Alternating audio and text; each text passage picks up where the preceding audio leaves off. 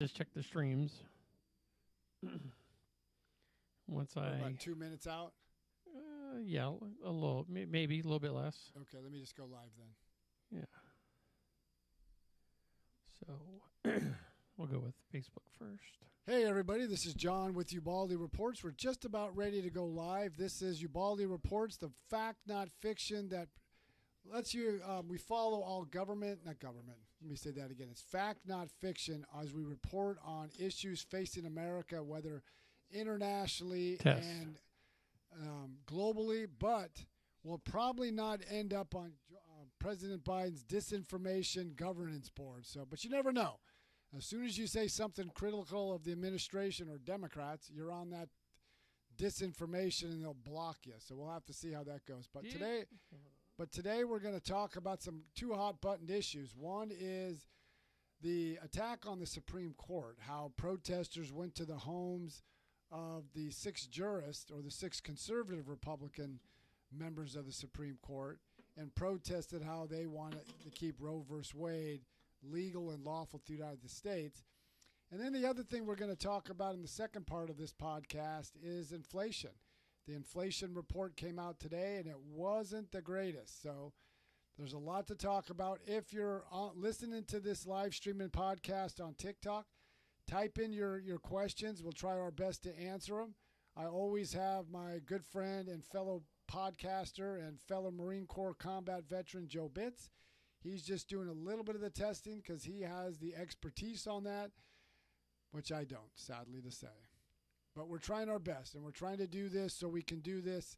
The ultimate goal of Ubaldi Reports podcast is so we can do this every day, do a podcast, and post it that very same day. So we're live on everything except for... So we're just doing a final check. So again, this is John at Ubaldi Reports, the fact, not fiction on global and national news as it impacts the United States.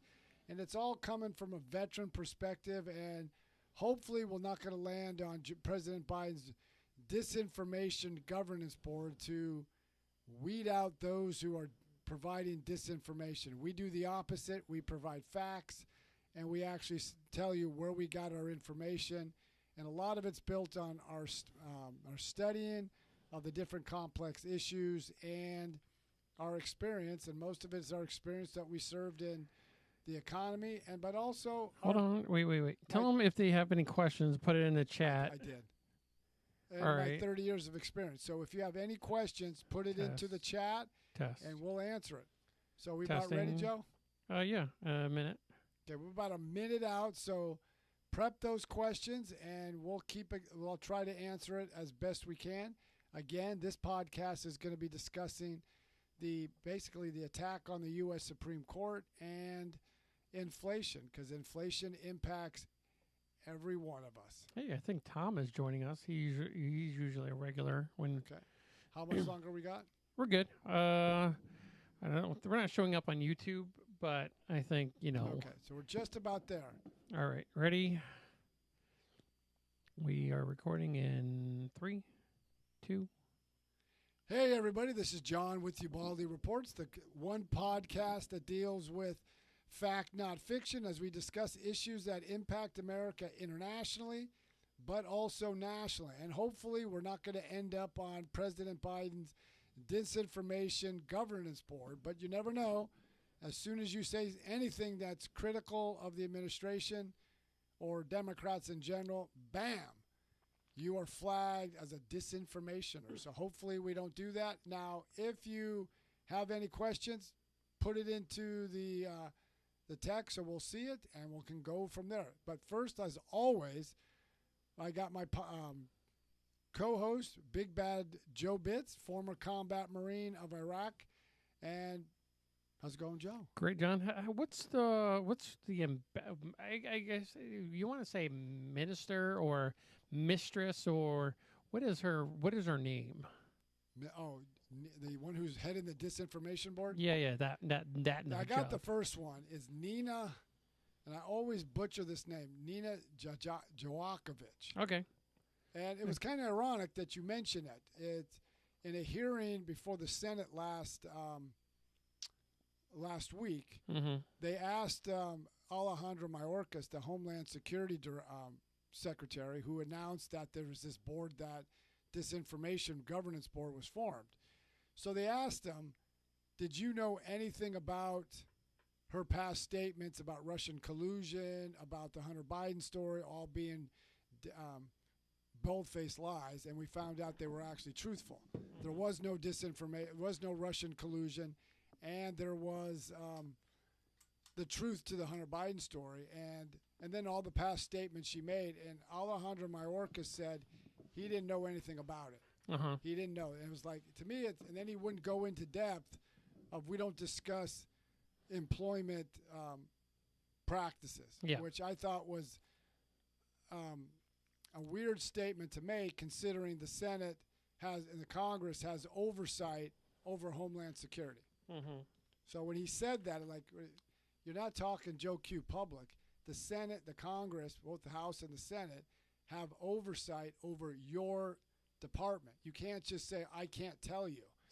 It's just kind of funny how it came out right after, right as soon as Elon Musk tried to purchase Twitter. Yeah, it was kind of ironic, and a lot of progressives and liberals are outraged that Elon Musk is trying to buy Twitter. And that's not official yet, but he's got the support, I guess, the whatever he needs to get done. But it's kind of ironic. He also said that it was a mistake, a moral mistake, to kick Donald Trump off Twitter. Yeah. Now, for our listeners' sake, you may disagree or you may support the presidency of Donald Trump, but if Twitter is going to say they're a platform, then you have to let all views be heard. And if you're not a platform and you say you're a publisher, then you have legal obligations that you have to follow, and you can be sued for liable if you, like what happened to Eric Sandman, the kid that was at Washington, D.C. at a pro-life rally with the MAGA hat on, and the story that came in that he was racist, that he attacked this Indian adult, when it's proved false when more videos surfaced. So he sued, and the media was forced to pay. He got like $200 million. You're familiar with 1984? Yeah, the book, George Orwell, 1984. And there's another one that Ray, he's not here today. He's, I don't know, feeling sick. He's just being a little bee. Putz. And Animal Farm. Have you read Animal Farm? I read Animal Farm when I was in either middle school or high school. So about like 40, 50 years ago. Yeah, about 40 before the earth cooled. And you know, that was another Orwell, or I think I'm not sure who wrote Animal Farm. I know everybody references 1984 George Orwell, but you can kind of see parallels to that. They have disinformation. They have the government controlling information. And but see, if you look at it, they make it sound, well, we got to protect the public. Protect us from what? You're basically saying we're not smart enough to understand disinformation from from true. And then if you look at it, Alejandro Mayorkas, President Biden, and the Democrats were quick to jump on the disinformation or the basically lie. Let's just put it this way. Yeah. The Border Patrol's whipping migrants on the border back in September. Remember when they came out, they said, oh, this happened. It made it sound like it did happen when the reporter or the photographer who took the picture said, I don't know what you're talking about. I didn't see any of that. Yeah. And it was a false story. Well, it's just going to, whatever they're going to do to fit their narrative, especially now within what's going on with the Supreme Court. And it's like,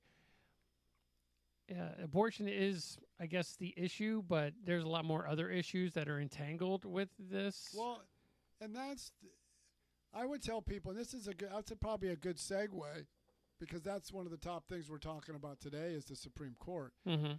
It doesn't matter where you sit on the abortion issue. And if you read the brief, I would tell everybody, read the brief. Yeah. And it was not the final brief. It's just a draft brief. It could change. Because what the jurists, from what I've read and listened to people who are clerks or who did clerk on the Supreme Court, they debate this stuff all the time. Yeah. They do initial brief, and then they could have their mind changed because maybe another justice on the court tells them, makes a point that they're like, that's a good point. I never thought of it that way. But what I would tell them is read the draft brief. All they said is they really don't want this debated at the Supreme Court level. Yeah. They want it debated at the state level. Let the voters make up their mind. Mm-hmm. Now, people correlate, well, they're going to end gay marriage. Gay marriage is a little different. Yeah. Because if now you're interracial marriage as well. okay, but see, you're married. Yeah. I'm not. You're married. What state did you get married? North Carolina. Okay, your marriage in North Carolina is valid in Florida. Okay. So with gay marriage, the reason that went to the Supreme Court, because some states uphold gay marriage, let's say California being one of them, yeah, upholds gay marriage, but then when you cross the border into Nevada, let's say Arizona or Oregon, I'm not saying they not in favor of it or not supported it, your marriage is invalid. Mm-hmm. So that's why that case had to go to the Supreme Court. Yeah. And the court ruled that same-sex marriage is a valid marriage, has to be recognized in all 50 states and territories. Mm-hmm. Abortion's something different. Yeah. And what they wanted is let the people vote on it. Let the people make that decision. And the Senate kind of maybe threw a Hail Mary today. Well, they threw a Hail Mary, but it was more or less to shame senators to make them voices heard. But I think the public didn't fully understand because they never know what's fully in the bill. And one of the things, like you couldn't get Lisa Murkowski and Susan Collins, Republicans. And just so our listeners know, it failed, I think, 51 to 49. Mm-hmm. All Republican senators voted against it, and one crossover Democrat was Joe Manchin. Yeah, the next candidate for president. Yeah, and the reason he voted against it is he said it went too far. And Mm-hmm. one of the problems they had in the bill, it was abortion on demand at any time during the pregnancy. So basically, you can have an abortion when you first find you're pregnant, all the way up until the time of birth. So, and the reason why the court said it sent it back to the states to have them vote on, have them decided, Roe versus Wade, when it passed in '73, just codified abortion's legal. Mm-hmm. Okay, so what does that mean? Now, you have a daughter.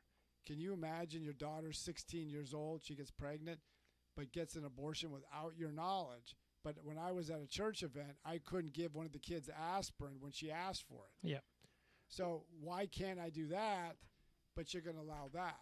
And, okay, has it been known anywhere in the Supreme Court, like is Gorsuch or Kavanaugh or Coney Barrett, are they against gay marriage? Are they against that? I don't know. Are they against interracial marriage? Well, but see, the interracial marriage to me is a moot point because Clarence Thomas is in an interracial marriage, mm-hmm.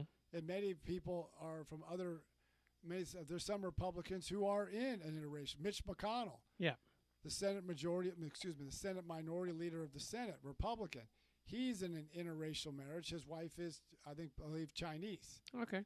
So that idea that they're pushing it, I think what the Democrats do, they throw the race card out so frequently. When they don't get their way, the race card is the last vestige because that's very polarizing. But isn't it falling on deaf ears a little bit? Because people are tired of it. They heard it for so long. It's like the boy that cried wolf. Yeah, and they've been doing it for many, many years. For decades. And people are like, this, and I think it's fallen on deaf ears even and I can't say this for certain, in the minority community, because it seems like Democrats throw that out, mm-hmm. but when it comes time to helping the minority community, their policies have an adverse effect.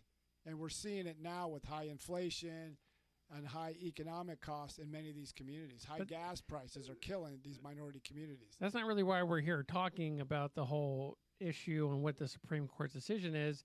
We're more or less, there's an attack on the Supreme Court and nobody is doing anything. It's almost like it's actually getting pushed by this administration to, hey, make your voice heard. Yes, you should voice your opinion and how you feel to these Supreme Court justices.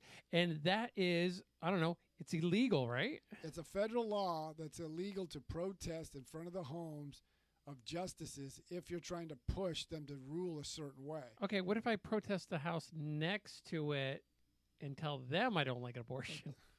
I mean, but is there like a little loophole there? Yeah, but like, see, but in a way, they are pushing. They want the court to rule in their way. Now, I know I always mention Jonathan Turley. I'm not going to mention him today, right now. You just did. I know, but I'm going to use Alan Dershowitz. He's the Harvard Law professor emeritus. He's very liberal, very staunch Democrat, but it's ironic, he was the Trump impeachment lawyer for Donald Trump in his first impeachment. But I turned on C-SPAN, just flipping through the channels. I came across a legal symposium that he was on. Yeah. And I can't remember who it was, but he was interviewed. And someone asked him a question, and he basically, I can't remember what the question, but it was revolving around this. And he basically said, that it's not a legal term, but it's a term he used. It's called the shoe on the other foot. And what he meant by that, you can't condemn the other side for doing nefarious things if you can't condemn your own side. Yeah. Now, remember when Donald Trump was president, the Democrats accused Trump of being very violent or pushing the extremes or attacking people, attacking the institutions. But now that Trump is gone, then you see, like in 2020, Chuck Schumer was up in front of the court, the Supreme Court's basically chastising Brett Kavanaugh and Neil Gorsuch. Basically telling them, you must rule this way. If you don't, you're going to reap the whirlwind. Yeah. And he eventually walked it back and apologized, but not one Democratic candidate for president condemned that. It's just like... Lori Lightfoot even reached out to the LGBTQ plus community about doing something when it comes... Yeah, because they're intimidating the court. Okay. Now, there's many decisions that the court makes that I may not agree with. Yeah. There's many decisions. Name one. Name one before we keep on going. What you don't agree with? What they? One of the things I don't agree with is their stance on what was it? It wasn't a free speech thing. It came up just recently. The gay wedding cake. It had nothing to do with that. It was something about a court case that I thought they should have heard, and maybe it was on immigration or something like that. I just thought they should have heard it. Okay. But that's not up to me to decide. I don't agree with some of the decisions they make. But that said, I'm not going to threaten the court. I'm not going to do certain things because the court ruled a certain way. Yeah. Like the three liberal jurists, I don't agree with some of the things. They will never see the other side's point of view, where conservative jurists can cross over. The liberal jurists never cross over. Oh, I know what the one court case is. It was the vaccine mandate. Okay. It was overturned. I agree with the conservative viewpoint, but for the liberal jurist, I don't agree with it because they said we're in the middle of a pandemic. This helps save lives. And I think it was Neil Gorsuch, I think it was the one that said, just because we're in a pandemic doesn't mean the Constitution goes away. Yeah. And the other cases I disagree with the courts when it came up is the separation of powers, meaning that especially the EPA just enforces the rules set by Congress. It doesn't change and make its own rules. It doesn't accept, like they want to accept the environmental standards set forth by California. Yeah. California doesn't set the rules for the country. That's Congress's job. And there's other things, because I'm more or less a constitutionalist when it comes. I want Congress to do its job. Yeah. We elect you, not the court. Don't punt things to the court and make the court decide. And that's what it seems the Democrats want. They know they can't get things through legislatively, so they want the court to be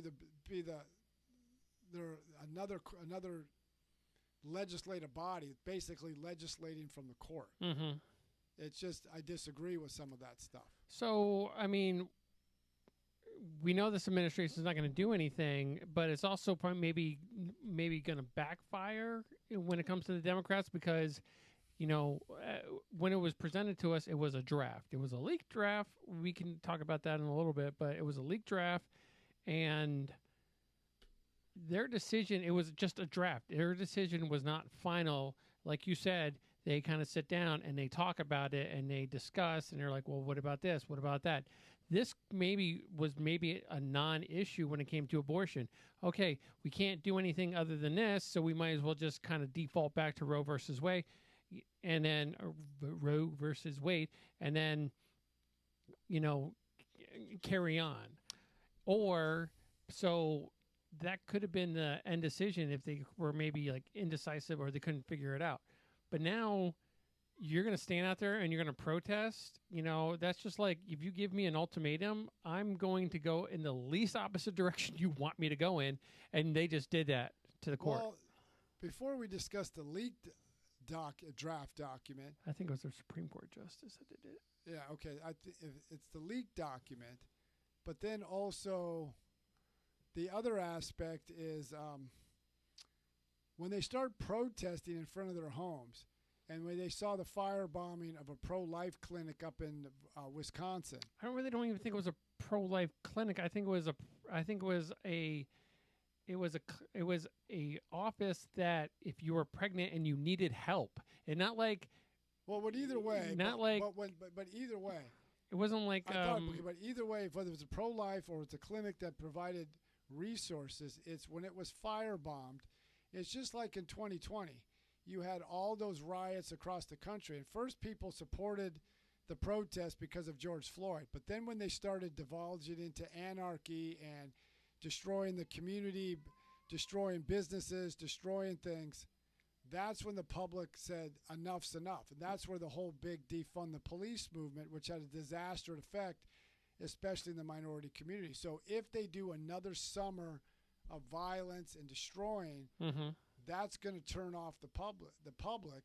And Joe Biden is just like never outwardly condemned the attack or the protest in front of the Supreme Court homes. Yeah. He was basically kind of publicly forced to say something when protesters were now targeting Catholic Church, because I think many of the 6 Republican or Supreme Court jurists are Catholic. I know Amy Coney Barrett's Catholic, and I know Brent Kavanaugh's Catholic.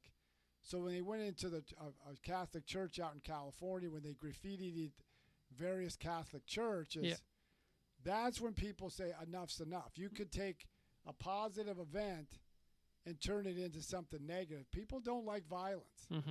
And President and even Jen Psaki basically say, oh, these are passionate people, because they're only passionate about their cause. Okay, that's great. That doesn't mean you condemn. You can condemn it. Yeah. Like an example, last point. Yeah. I condemned what happened on January 6th. That was an abhorrent protest. Yeah. Never should have happened. So I can call out my people. President Biden needs to call out his people. Like, what if they kind of rally around the Supreme Court and they storm the Supreme Court? What would they do then? Well, look at Merrick Garland. He's the Attorney General. He would have been on the Supreme Court. And at this point, I'm glad he didn't make it to the Supreme Court, because there's a federal statute that prevents you protesting in front of judicial judges' homes for the simple reason to push a particular outcome. And that's what they're doing. They want the judges not to overturn Roe versus Wade. Yeah. So Merrick Garland is the chief prosecutor in the nation, and he can't even condemn it. He's eerily silent. So we're going to break off into inflation here in a second, but we were talking a little bit. Lighten us a little bit more on the leak. The leak, they're still trying to find out. There's 9 Supreme Court jurists, 6 Republicans appointed jurists, and 3 democratically appointed jurists. And there's each judge or jurist, or not a court judge, has 4 law clerks. So there's 36 law clerks. Now, they're thinking one of the law clerks leaked it. Now, they're trying to find out how. Now, a friend of mine brought up another plausible scenario, which, again, I have no evidence to back this up. None.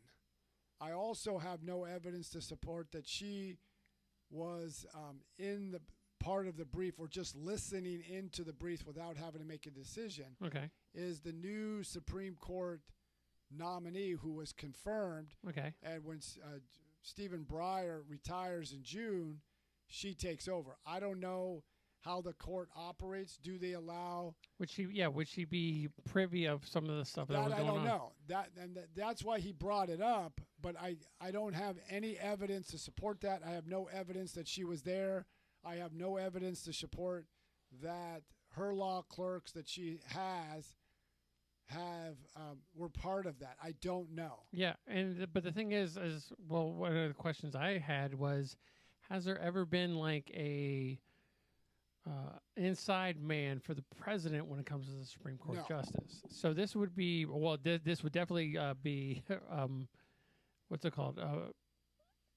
A monumentous occasion if this happened. Is because this is the first time in U.S. history that a draft brief was leaked for the simple reason to sway the court to go one way or another. Now, we're always assuming it's a liberal judge.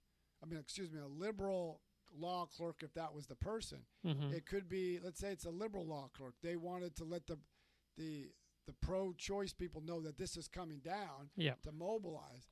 But let's say it could be a conservative law clerk to want the Supreme Court to show some backbone and overturn Roe v. Wade. Okay. But the thing that I look at, whether it's a conservative law clerk or whether it's a liberal law clerk, they should be held accountable. If the law was broken, they should be punished. Yeah. And if the law wasn't broken, they should be disbarred because they leaked a brief before it was put forth by the judges themselves.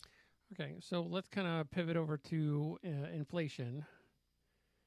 And the inflation report came out, but our president was talking about inflation the other day. Correct. He spoke to the nation, I think about 11:30 yesterday, which was Tuesday. That's right before nap time. Not before nap time. But he spoke on inflation, but he was supposed to address the nation on what he would do for inflation, and he just doubled down. Yeah. He blamed COVID. He blamed Russia. Did he blame Trump at all? He didn't mention much of Trump, but he did blame the Republicans because Senator Rick Scott of Florida came out with because Senator Rick Scott chairs the Senate Republican Reelection Committee or something like that, and he came out with a pretty detailed proposal of what he would propose if the Republicans took over. Yeah. And so Biden went to his, I think it was like page 5, that he would want to raise taxes on this many people, 75 million people. But the Washington Post gave him 3 Pinocchios because only he supported that plan. No other Republican in the House, no other Republican in the Senate. Mitch McConnell says Rick Scott's plan is dead in the water. Even Kevin McCarthy, the House Minority Leader, said we have our own proposal. It's gonna be our proposal, not Rick Scott. Yeah. So the reason they gave it 3 Pinocchios is because no Republican, this is just Rick Scott's opinion. Yeah. This is his work. So that doesn't mean the Republican Party embraced it. It would have been different like when AOC and Senator Markey from Massachusetts came out with the new Green Deal. Well, every Democrat embraced it. That's not the same as this. No Republican embraced it, so that's why they gave him 3 Pinocchios. Yeah, and then we also signed a bill for $40 billion to Ukraine. Now that everybody's so caught up into that, that's a little different than what we're trying to do here. Should we be concerned about that at all? Well, how does it make you feel that you're kind of you have pivoted or you have moved jobs and greener pastures are ahead? But you're kind of in I wouldn't say, you're probably in a little bit of a struggle mode at this time. And if John needs $20, but I'm like, you know what? Hey, the reason, hey, you over there, here's $100. You'd be pissed off. Yeah, but see, I see the bigger picture. If Russia's allowed to do what it does in Ukraine, and it looks like they're trying to settle on the Donbass region just to incorporate that into Russia. That would embolden China to do the same thing in Taiwan, Iran to do everything else. So if China goes into Taiwan, think of the economic calamity that would result in the West. Yeah. So I don't mind that. The problem I have with President Biden is when he spoke Tuesday, he was supposed to say, "This is my plan to address inflation." There was nothing. Well, he said he should tax, or no, he says he wants to tax us more to get inflation down, yet he criticized the Republicans for wanting to tax us. And that's it. He just doubled down on blaming Russia, blaming the COVID. He said blame Republicans for not passing his agenda, which is the what do you call it? Build Back Better, which many economists and policy centers that follow budget, like the CBO, Congressional Budget Office. One is the Center for Responsible Federal Budget, said his plan is not $2 trillion or $3 trillion. It's almost up to $5 trillion if it's factored over a 10-year period. So we're so we're in May right now. May's inflation report will come out in June. It comes out, I believe, the week after the unemployment report. So the unemployment report comes out the first Friday of the month, and then the inflation report comes out the following week. Okay, so we have that. And then we're on the cusp of being in a recession. Correct. That report comes out because the third quarter ends. First quarter is January, February, March. We got that report. So then April, May, June is the second quarter. July, I think about 26th of July, that's when the first initial report of the second quarter of GDP. Yeah. And then, let's go a little bit further, is that once the stock market catches wind that we're in a recession, that we, depending on the unemployment report and the inflation report, that might take a dump, and it's just going to be the perfect storm of America is getting screwed by this administration. Well, it's even deeper than that, because the 26th of July, the GDP report comes out. We've already had the first quarter was a decline of 1.4%. Okay. So now inflation is 8.3% for the month of February, so it's 8% higher than it was a year ago come April. Now, when you do the Consumer Price Index that was released by the Commerce Department or the Labor Department as well, it doesn't factor in fuel or food. Okay. Because those are too volatile. Tomorrow, which is, I believe, the 12th, it's the Producer Price Index. That's more the gauge. This is the items that go into making a product, like steel, aluminum, copper, and the like. What happens? When does the president wake up from this farce idea that he's having, and we're in a recession? He's like, "Oh crap! I need to pull the nose up on this." Okay. So when does this happen? When I get to, let me just finish this one thought, and I'll jump to that. Okay. So the perfect storm is coming, because when the GDP report comes out in July, we're going into the summer months, so we're already seeing fuel prices spike. Yeah. Diesel and fuel are at its highest levels ever recorded.